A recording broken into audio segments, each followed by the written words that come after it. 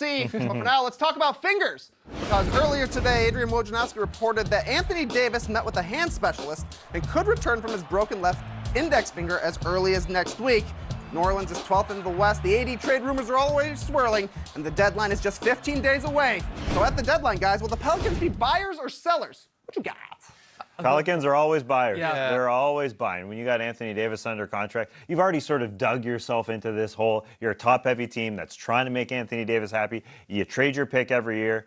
Just keep doing it. Trade that pick and trade possibly a younger player on your team for Mike Conley. I think that's in play. You could play Conley alongside Drew Holiday, a first, and Randall, and some of the other, fodder on your team, of Solomon Hill, could get it done. I think there's a legitimate option there. Yeah, the only problem with Conley is then you're taking on his contract as well. Yeah. They've already got Davis and Drew Holiday, and I'm forgetting someone, Mirotic, I believe it is, who's got... He's a free agent this year. He's a free agent. Anyway, the point is that the Pelicans, in order to buy, they probably have to sell something of value, and if it's not that draft pick, then who do they give up on? Is it Julius Randle already? I don't think so. I mean, he's been good for them. So Dell Demps has to find a way of not weakening his position, but getting in a stronger player in return, and that's going to be difficult for him to do without giving up something. Yeah, that's fair, but like Tass is saying, the Pelicans under Demps have been buyers at the trade deadline. 2 years ago, we were at an all-star party when the news broke that DeMarcus Cousins was suddenly coming to New Orleans. Last year, he somehow turned Omer Asik and a pick into Nikola Mirotic, who's been, very, very solid for that squad. So can he do it again? Look, he's going to try and probably take a home run swing. That would be like a Conley, maybe a Bradley Beal. I don't see it happening from Washington side of things. Or does he try and slap a double into the field there and get like an Otto Porter Jr., one of the magic wings guys in a Terrence Ross or a Jonathan Simmons? I think he's got to try and do something because the Pelicans are slowly starting to fall back here in this Western Conference race, and you're trying to keep Anthony Davis happy. You're trying to keep him there and sign him on the dotted line. They have a massive extension that they're going to throw in front of him in the summer. And you see their schedule here. This is their next 7 games. Yeah. After Detroit, it gets real hard. Yeah. It gets very tough. They're going to be buyers. I think they have to be. Yeah, I agree. They're only 3 games out, but you could easily fall off. And some good news on the Anthony Davis front. He could just be out just over a week instead of the reported 2 to 4 weeks, so that helps. But with Anthony Davis, you just don't get too many of those opportunities. Yeah. You don't get too many opportunities to go to an all-star party like we did a couple of years ago when we heard that. Party. You got to go every year. That was a good party. Hopefully we get a good one this year. But I imagine they're gonna keep buying. They got to make Anthony Davis happy. All right, Trey, what's the answer to this? The Pelicans are going to be buyers, and we're partying at All-Star again. We're coming for you, Charlotte. But we haven't stepped inside the butcher shop for a while, so come take a look at the new cuts that came in last night. Out in Phoenix, Gorgui Dieng elbowed Devin Booker in the head, which set off a confrontation that ended with both players ejected. Dieng telling Booker to meet him in the tunnels, and Booker sprinting off to do so. In OKC, Russell Westbrook was trash-talking all the Blazers, whether it be Damian Lillard at the free throw line, Yusuf Nurkic after a fast break bucket, or Evan Turner after the game. Guys, which was the tastier beef? Booker versus Dieng or Westbrook versus all the Blazers? What you got? Well, it's tough. I'm actually going to go with the Westbrook Blazers beef. Westbrook right now is beefing with everybody. He wants to fight anyway. He was just getting into it with Joel Embiid, both on the court and then off. Now it's the Blazers. My favorite part of Westbrook versus the Blazers last night was the weird, ha-ha off we had between Westbrook and Nurkic. I can't ever remember seeing this. Westbrook dropping ha-has. He missed the shot, so Nurkic comes back with the ha-has. That's incredible. That's why we need an audio-only channel to hear stuff like that. That was amazing.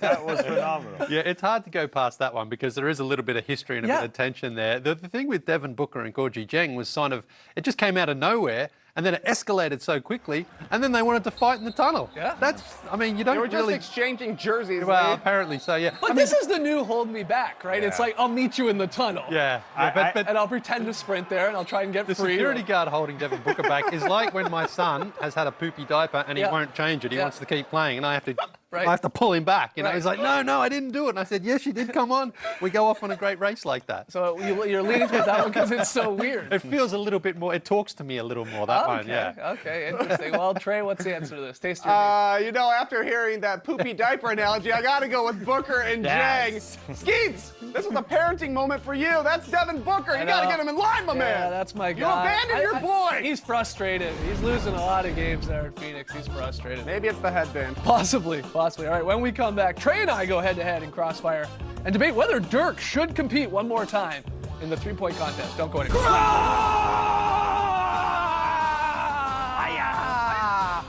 welcome to Crossfire. Here's how it works. I'm going to give these two guys 3 questions, and at the end of it all, I will declare a winner. Here we go. Question 1. Earlier today, the New York Times' Mark Stein tweeted that Dirk Nowitzki has been invited to participate in the 3-point contest at All-Star Weekend. If Dirk goes in, it will be the 6th time in the contest that he won in 2006. So should he accept? Here we go. No, he honestly shouldn't. He's already done it 5 times. This would be his 6th, he said. He's already won it once. He's also not shooting all that great from three-point land this year, 26%. He's made more 3s than 2s. Here's the real reason. If Dirk does go in this thing, then that is a telltale sign that this would be his last year. And I don't want to see that. I want Dirk back, and that's why I don't want him to go in this thing. I want Vince Carter to try the dunk contest again, so of course I'm down with Dirk Nowitzki going into the 3-point contest. Like we mentioned, he won it in 2006. The other 4 times he was in, made it to the finals, but more importantly, this gives Lee something to shoot for. Dirk is 40, Lee is 42. We have seen that Lee can't beat 20, but can he beat 40? There's only one way to find out. Dirk versus Lee in the 3-point contest. No, let's put Vince in the 3-point contest and let's put Dirk in the dunk contest like Luke said. Great. I don't know what to do now. Question 2. On Monday, The Athletic's Tim Kawakami tweeted, Carmelo Anthony and Andre Iguodala are both 34, and it's possible that Iguodala's career will end up as the more valuable one. Is he right?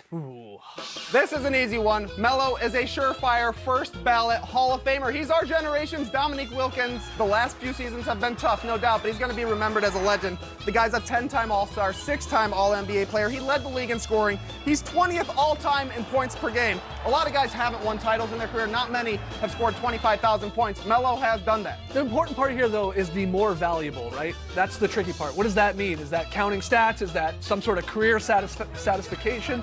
Is it just public perception, money, hats? What is it?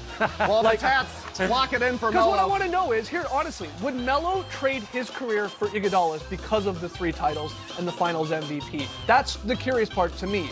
Would he want that? Because Iguodala did have some success. Would you? I would want Iguodala's career, yeah. Because he won. I want to go in the Hall of Fame, baby. Iguodala might make it. All right. Settle down here. Question 3. Last night, Steph Curry went on The Late Show with James Corden, great show, second best show on TV, to explain his hilarious blooper from Monday's night's game against the Lakers where he slipped over on a wide-open layup. Steph claimed there was a wet spot on the floor, and if it wasn't for that, he would have thrown down a 360 dunk. Same. Sure. What's another famous blooper you would like to be explained? Here we go. March 2016, Bernie, the Heat's mascot, on his birthday decides to try and set the world record for longest mascot jump, and he fails, and he just crushes Stanley C. Panther and Fun Chip Freddy. I want to know, did you guys practice this? Why did you think you could do this? Did you know that you crushed them when you got up and celebrated like you had done it? Did they sue you? Did they take legal action? A lot of questions about that. Good luck getting an answer. He's not allowed to talk. I gotta know what happened to the woman we call Barf Lady. She puked her guts out. I have an idea. At a Hawks game not too long ago, and I need to know why. What did she eat? Did they clean it up?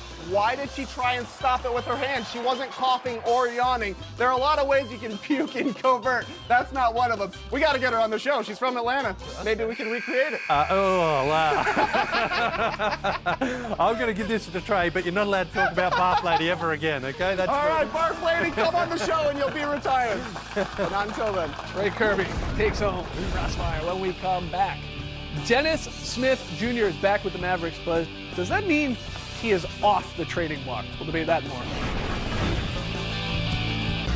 Welcome back to the starters, right into the up-down report, our first one. Guys, apparently you can put the toothpaste back in the tube. I was wrong. Fresh off a 2-week self-exile while trade rumors were swirling, Dennis Smith Jr. started for the Mavericks last night. Played well, scored 17 points in a win over the Clippers. But is it enough to keep him in Dallas as the trade deadline approaches? Guys, are you up or down on Dennis Smith Jr. still being traded here by the Mavs? Will he be traded, you mean, or being traded, you think? Being traded. Is he going to get dealt? I think they are trying to showcase what he can do. And I think you saw last night what frustrates Rick Carlisle about him. Some decision-making wasn't great, some shots weren't great. But you also see what you like about him. You know, the speed, the athleticism, the ability to get out and run and push the pace. I think that's what you like. So he still needs plenty of work, but you would hold on to him. I would hold on to him, certainly for this season, yes. Yeah, it seemed like a showcase to me because I honestly thought that Dennis Smith had already played his last game for the Mavericks. Clearly, that's not true. But to me, that last night was upping his trade value. You saw him playing more by himself without Luka Doncic on the court, which I think is a way to say, look what he could do away from Luka Doncic as your lead guard. Take a look. And it worked out all right. Yeah, and he had 4 helpers, 4 assists, I think, which is the big question with him. Can he play make for others? And he's showcasing. I think he will get dealt in the next 2 weeks. That trade deadline's coming quick. Rick Carlo was very glowing in his appraisal of him afterwards as Yeah, well. exactly. Oh, look, this guy's great. I love him on this team. Exactly. You should have him. Are you interested in him? All right, next one here, guys. Kawhi Leonard, he's getting a few nights off here. After he was ruled out for Tuesday's game against the Kings, Raptors head coach Nick Nurse said Kawhi will also miss tonight's game against the Pacers because it's, quote, a load management thing still. Kawhi, after he misses tonight's game, will have missed 14 games. Are you guys up or down on how the Raptors are handling Kawhi and this load management? Just fun to say load management. Yeah. They've got the most wins in the NBA. I think they're handling it pretty well. Like George Costanza or our producer Matt Austin, Raptors fans always have to be worried about something. So they're worried about this. I understand you're worried about him potentially leaving. Sure. Totally understandable. But that's the only issue at hand. Him not playing, they're playing great without. Well, that's right. They haven't missed a beat. And when he comes back in, there's no real adjustment period either there. So when he plays, when he sits, the Raptors are just rolling along. And you have to feel that this is helping Kawhi make it some sort of a decision because he sees that the franchise really does have his interests at the top of their priority list. Right. Yeah, and it's going to be important for the Raptors to be healthy come playoff time. We've seen Kyle Lowry has gotten banged up after playing through a long season. Going into the first round, he's had some knick-knack injuries here and there. Keeping your stars healthy for May and hopefully June, if you're a Raptors fan, I think is a smart move, as is doing whatever Kawhi wants. Like you're saying, the more he's getting, the more likely he'll want to stay in Toronto. Yeah, would this be a different story if the Raptors weren't 11-2 without Kawhi Leonard in the lineup? If they were 5-6, then I think it's a much, much bigger story. But they are playing really well, and Kyle Lowry turns into a different player when Kawhi is not in the lineup. He sort of defers a lot more when Leonard's playing. But, last night was a great example of him just taking control a little bit more, and it helped that he hit some shots as well. So, okay, so Raptors fans are just freaking out over nothing. Yes. Okay. I think Lowry's load might have to be managed a little bit. Yeah, he plays well when Kawhi sits down, but he's also had some issues throughout the season. And as Trey said, you need him as healthy as possible if he's going to be your second option in the postseason. That's the worrisome part. All right, final one, guys. You got to check out this very weird commercial starring a few Utah Jazz players. Take a look. So you're a cat guy, huh? Yeah, man. No. Somebody sent this to me. It's okay to be a cat guy. We have a lot of cat guys in France. But bro, I'm not a cat guy. Meow. Fascinating Jazz commercial there. But I want to know, are you guys up or down on cats? Not the commercial. Are you up or down on cats? Are you a cat guy? It's okay to be a cat guy. Okay to be a cat guy. I used to not be a cat guy. I really didn't like him. And then my dad got one. And me and the cat didn't get along at the start. And then we eventually got along. And it turned me. He swayed me into a cat guy. Really? Yeah. One cat can change your life. That's what I've always said. Shout out to Pumpkin. But you don't have a cat. Why don't you have a cat? It's something we're considering, yeah, but we don't have one right now. Okay. You're trying to pick up a cat at the trade deadline? Listen, cats That's preliminary talks. a cat's not just for Christmas, okay? You got to keep it long term. So, I travel a lot, I'm away. Never heard that. Yeah. Is that a saying? Cats aren't just for Christmas. Well, I think it's usually dogs, but we can slip cats in there as well. Yeah, I'm surprised you're all up on cats. Well, you have a cat, but you also don't have a cat, so why don't you have one is what I guess I'm getting. Yeah, I've been considering it. Right? Yeah. Everybody's Just don't have considering one. cats. Yeah. Hey, you just don't have it for Christmas. Maybe one day, but I was like Lee. I didn't have a cat ever growing up, but then I had a girlfriend who had one for a long time. I can't remember the cat's name. It wasn't Pumpkin. Do you remember the girlfriend's Wasn't name? Steve. No. Was it Fred? Good question. Oh, man. Fred. Trey, you love cats. Oh, I love cats. Shout out to Figaro, Princess Ty, Fufu, Mr. Bojangles, Wilbur, and of course my girl, Boots with the fur. And shout out to Fred Cats, too. As Lee was saying. Okay, when we come back, Leely's very solid play. We gotta get some cats up in here. Cat Roaming Mobley. around the set. You can catch all the big finishes tonight on Crunch Time on NBA TV, getting underway at 9 p.m. Eastern. All right, we asked you, what's your favorite on-court rage moment? Luka going Hulk Hogan there last night, ripping his jersey. You hit us up on Twitter, #starters. Trey got some answers. Yeah, some good answers. Lloyd says the Stifle Tower scaring Roz happened earlier this year. That's a great clip, for sure. Money Last says definitely T-Mac punting the basketball twice. An incredible clip. And this answer, I don't know if it was for raging, but this is my face during Crossfire, and that's some rage. Get you a belt. Good win. A good battle we had. All right, tonight's pick 'em play. What a game. Hawks and Bulls. That's a tough one. Yeah, it's a tough one to pick. Trey and Lee taking the Bulls at home. Tess and I taking the Hawks on the road. All right, very solid play, Lee. Yeah, speaking of cats, check out the NBA's best cat. It's Karl Anthony Towns here with a boomerang, ending with a swoosh. Bam! That's what I call a very solid play. Very solid indeed. Also solid, the signs keep coming, Lee. What do we They got certainly do. This is RP. First NBA game, Matty D voice, all the way from Calgary. Great job, RP.